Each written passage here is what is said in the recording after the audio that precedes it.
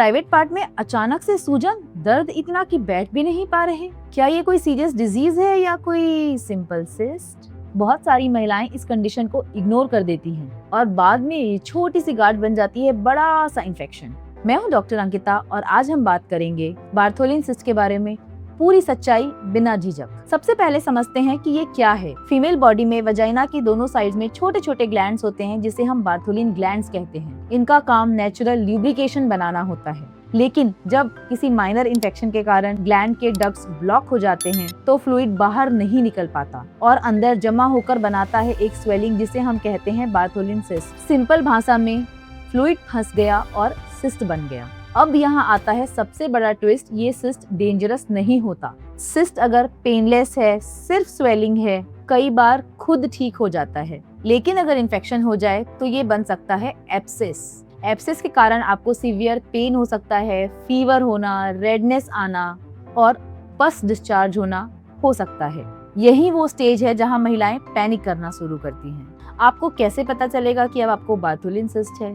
Vaginal opening के पास lump महसूस होना, बैठते या चलते समय डिस्कम्फर्ट होना, एक साइड स्वेलिंग का होना। यूजुअली ये एक साइड में होता है, कभी कभी दोनों साइड्स में भी साथ में हो सकता है।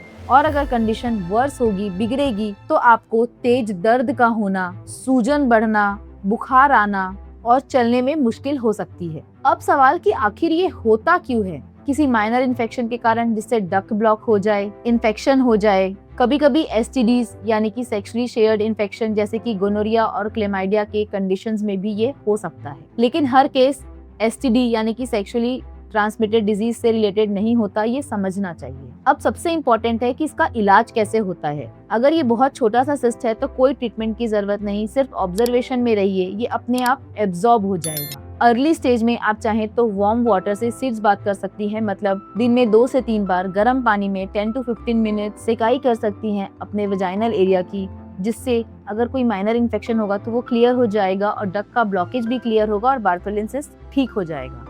लेकिन अगर आपको एब्सेस बन गया है तो आपको एंटीबायोटिक की जरूरत पड़ेगी, साथ ही पेन किलर्स भी लेना पड़ेगा और हाँ, एब्सेस को ड्रेन करना पड़ेगा।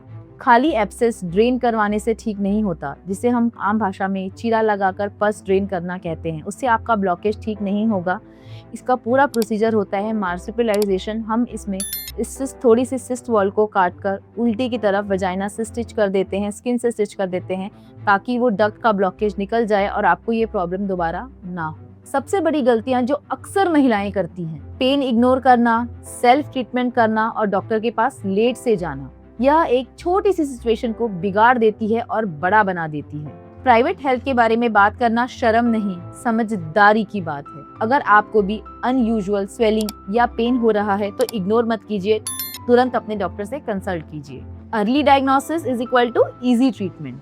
अगर ये जानकारी आपको अच्छी लगी हो तो इस वीडियो को शेयर जरूर करें, क्योंकि ये प्रॉब्लम बहुत कॉमन है और अवेयरनेस बहुत कम। Thank you.